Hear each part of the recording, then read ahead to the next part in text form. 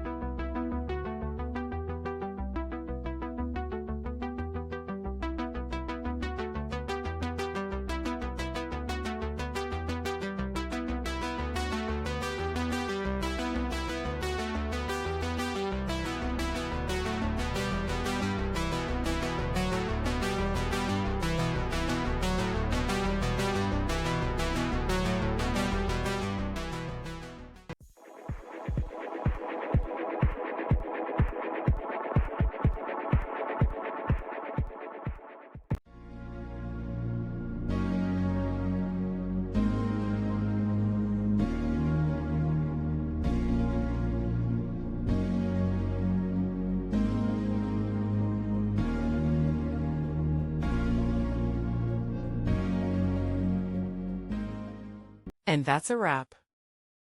I hope you found the answer you were looking for. If you did, take a second to hit that subscribe button. It really helps out. And let me know in the comments which solution worked best for you.